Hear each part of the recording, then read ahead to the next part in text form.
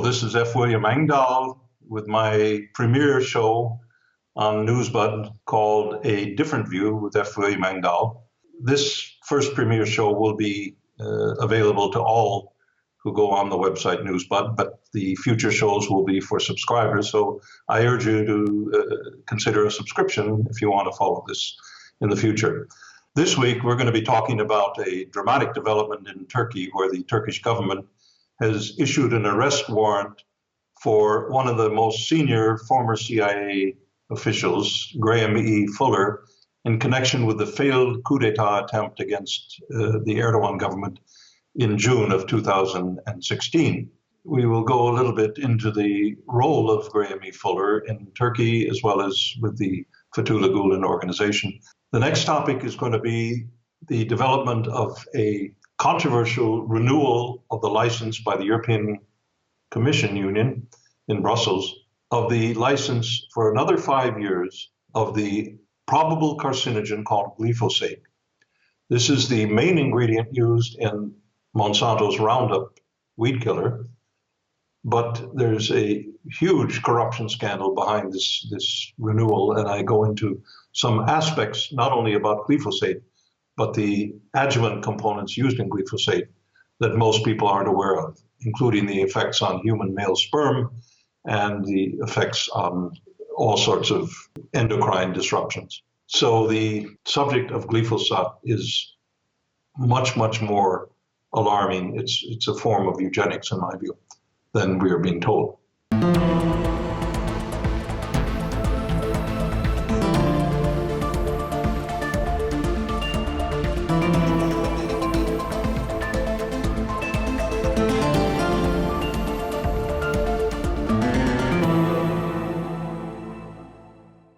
A very dramatic development in Turkey regarding the attempted coup d'etat in June of 2016. And for those of you who didn't follow those events so closely, there were tanks in the street, there were jet fighter planes in the air over Istanbul and the major cities, Ankara.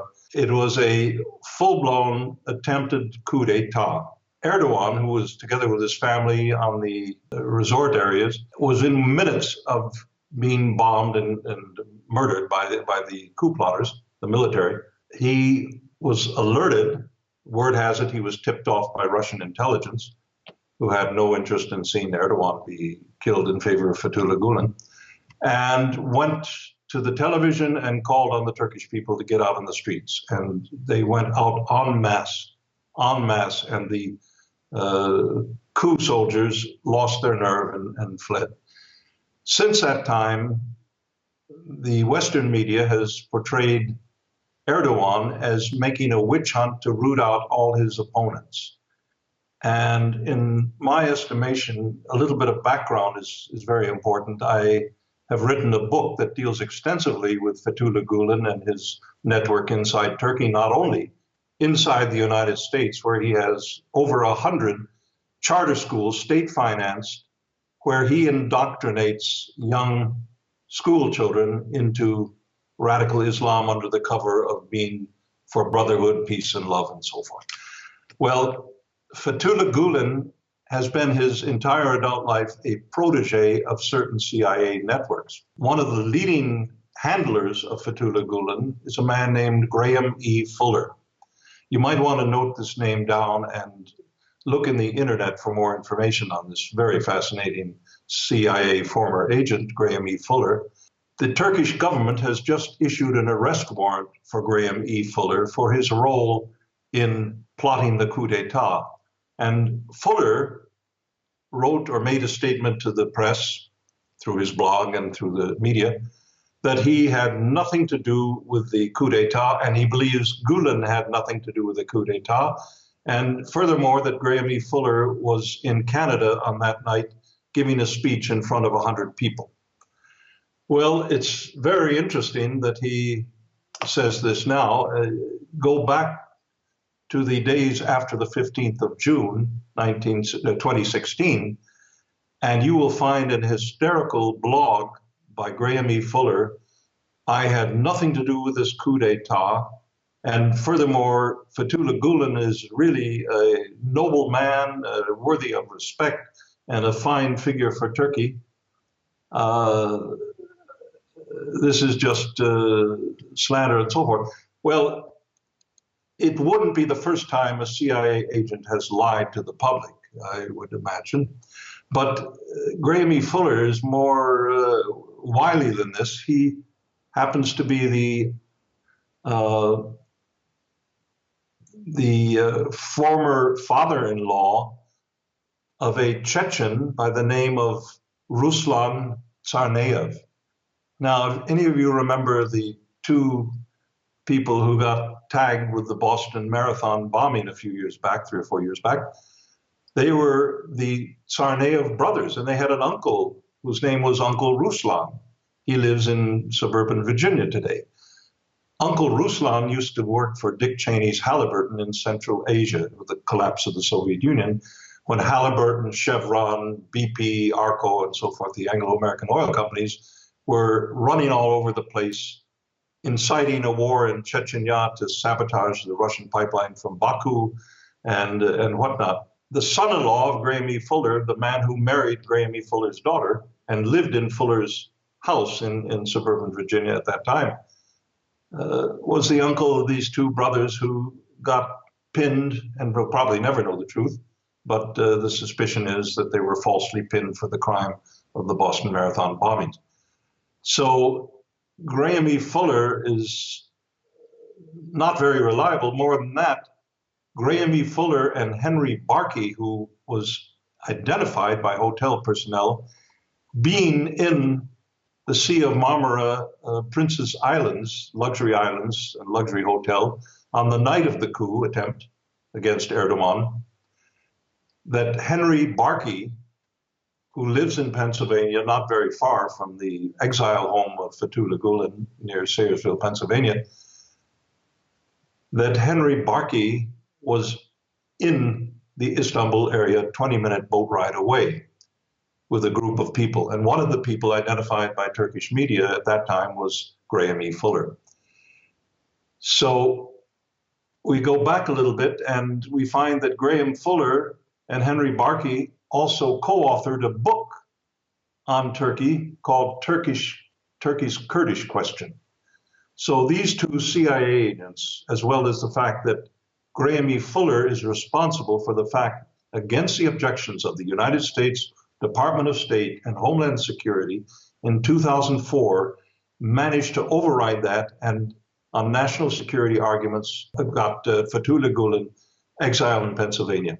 Gülen's networks have been identified internationally as subverting, using CIA agents in Central Asia, in Uzbekistan, and in so-called English-speaking schools.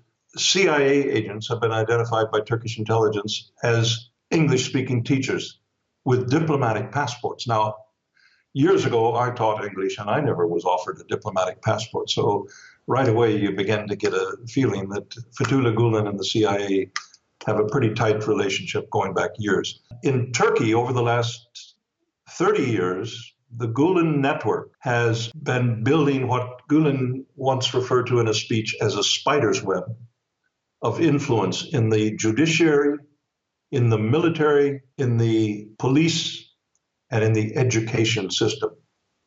So when Gülen started turning against Recep Erdogan in 2015, thereabouts, and began attacking him publicly inside Turkey and breaking the electoral alliance that the two had before, then Erdogan began to go after the networks of Gülen. And after the coup d'etat, this became serious. It was either root out the cancer or die. And that is what has been going on in Turkey. It also happened to greatly increase the distrust of the Erdogan circles in Turkey for NATO and for the United States. Now, Turkey is in a delicate position. You don't just say, NATO was fun while it lasted, but we're going with Russia and China, and we're going to carve our own future. So it's a very delicate game, but it's clear that Turkey is not at all comfortable with being a pawn of a NATO that is out to destroy Russia, to destroy China, and to destroy Turkey. So the fact that today, in December of 2017, a year and a half after the attempted coup d'etat, Graham E. Fuller comes out and says, I was nowhere near Istanbul on the night of the coup. I was, in fact, in Canada with a group of 100 people. Number one, it doesn't wash with the evidence that was presented at the time. Number two, the fact that the Turkish government is coming out with an arrest warrant against Graham E. Fuller means that they are getting closer to the head of the snake, if you want to call it that. And the head of the snake is in Langley, Virginia, and not in Fethullah Gülen's retreat in Pennsylvania. So it's a very interesting development, I would say, that's going on in Turkey right now.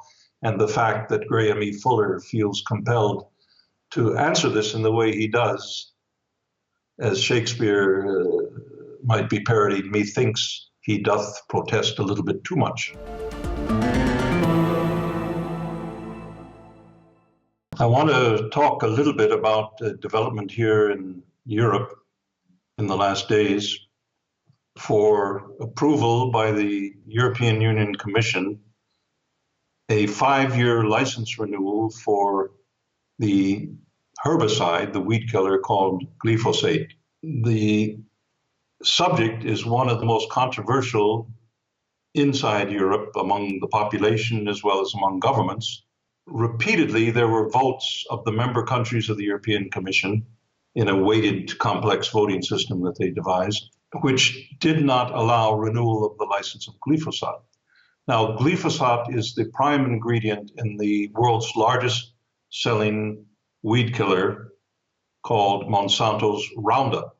On the 27th of November this year, 2017, the European Commission announced that Germany, a key country in the entire glyphosate debate, had changed its vote to approval of a 5-year renewal instead of abstention, which would rob that of a majority, a qualified majority of over 65%. And on that basis, the Agriculture Minister Christian Schmidt in Germany said yes to glyphosate renewal. On that basis, the EU Commission was able to push this thing through. It created a huge uproar inside Germany. The environment minister said she never approved glyphosate and that the agriculture minister had not the authority to unilaterally approve that without a consensus in the government. Right now, there is no government. It's an in-between interim situation of negotiating a new coalition. In that vacuum, some sneaky business took place where glyphosate now has a 5-year lease on life. What's significant about this is, I want to say something, is less the toxic effects of glyphosate in and of itself. That's toxic to be sure. And there are many independent tests that have been made that show effects on male sperm count, effects on fetuses in a mother's womb. It's not so much glyphosate that's the problem. Glyphosate is problem enough. But it's glyphosate in combination with what Monsanto calls trade secret adjuvants. You know, vaccines have these things called adjuvants, mercury sometimes, very often aluminum derivatives and so forth. And there are indications, very serious indications, despite pharmaceutical denials, that those adjuvants are responsible for an explosive surge in autism in children. But the adjuvants used in glyphosate by Monsanto, the trade secret ingredients, according to independent tests at the University Caen in France by Gilles-Éric Seralini and his research group of toxicologists and biologists, the adjuvants added to glyphosate make Roundup, Monsanto's Roundup, 2,000 times more toxic in the minimum doses than simply glyphosate alone. Because they were not given the full compounds and the chemical identification by Monsanto of Roundup, the World Health Organization Agency for Research on Cancer, an independent body within WHO, in March of 2015, classified glyphosate as a probable carcinogen. The company Monsanto is in a legal action in San Francisco in California, a very heavy class action suit against Monsanto and Roundup. In the course of that, Monsanto was forced to hand over certain email documents, internal documents of Monsanto, to the court. And the lawyers for the plaintiffs chose to release those documents to the public. And they are literally a bombshell.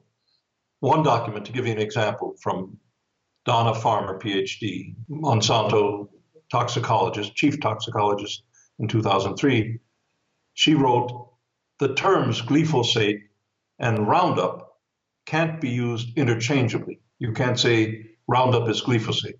You can't use Roundup for all glyphosate-based herbicides anymore." This is to her colleagues inside Monsanto. For example, you cannot say that Roundup is not a carcinogen. We haven't done the necessary testing on the formulation of Roundup to make that statement. So Monsanto internally admits, and now it's out there, you can find this, you just Google California court case against Roundup and Monsanto and you'll find it. The law firm, if you're interested, is called Baum, Hedlund, Aristei, and Goldman. Monsanto has not done adequate tests on all this, but the tests that were done in the European Union to say there's no danger, and this has been certified by the European Food Safety Authority, the FDA of the European Commission, and it's been certified by the European Chemical Association. Well, it turns out both of those agencies didn't do independent testing of glyphosate. They relied on a test made by the German government under the complicated rules of the EU. Different governments have responsibility for the safety of different chemicals, and glyphosate was given to a German review agency. And the German review agency ruled that there is no carcinogenic danger to glyphosate. It turns out that the German review agency depended on the tests given to them by the industry, given to them by Monsanto. So Monsanto gives what are more and more clear are faked test results on the safety of their glyphosate without the adjuvants to the German Chemical Review Agency, responsible to certify if glyphosate is safe or not. And they don't do their independent tests. They simply take the industry and take it at face value and pass it on to Brussels, the European Commission. And two agencies in Brussels, one agency, the European Chemical Agency, does no testing. They simply monitor the enforcement of safety rules in the European Union for different toxic chemicals. So they're a monitoring agency, they're not a testing agency. On that basis, a propaganda drum roll was begun several months ago to overturn this no to glyphosate on the part of the majority of European Union countries. And now you have the sly agriculture minister who's well known to be pro-Monsanto. He's been to Washington many times and comes back always saying we should approve the glyphosate renewal and so forth. This is harmless. And they did a sneaky job in getting this thing rammed through. But as I say, the real toxicity is not glyphosate. In a way, this is a red herring. The real toxicity is something we're not allowed independently to test, and that is the totality of the cocktail that's called Roundup, or that's called by Bayer AG, which now is in the process of taking over Monsanto, or by Syngenta or Dow Chemical or DuPont, their combinations of glyphosate. What are those additives? And they've been tested to be 2,000 more times toxic than simple glyphosate alone. So we are doing a beautiful job of eugenics through these herbicides because we're spraying that on the foods that we and our children eat every day on the dinner table. We're spraying that in huge doses because they're not effective after a certain period of time. So we're overspraying to kill weeds, and in the process, killing us slowly, as the song goes. So the renewal of glyphosate, on the one hand, testimony to the corruption of Monsanto and the agrochemical industry and their influence over Brussels policy and over national government policies in Europe. But it's also a red herring because it's much more than simply glyphosate. It's glyphosate in combination with the adjuvants. And that's the real cocktail that's going to damage our food and damage our security. I want to close for this week and tell you this first edition of A Different View with F. William Engdahl is being made available to all without subscription or with subscription. And in the future, if you want to continue hearing the different view from F. William Engdahl from me, then I would urge you to go on newsbud.com and become a subscriber, and then you'll have access to all the private content that Newsbud offers, including my show. Thank you very much.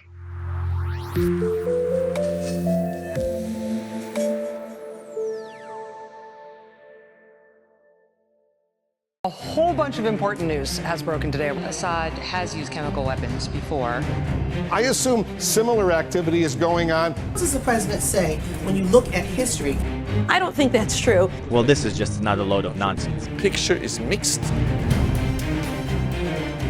Seems like the script has come from the above. It's Bureau for Newsbud.com. We have breaking news this morning.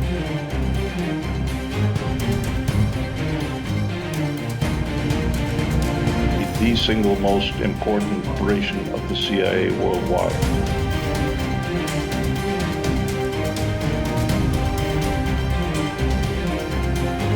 And I'm talking about the criminals in the United States of America, American citizens.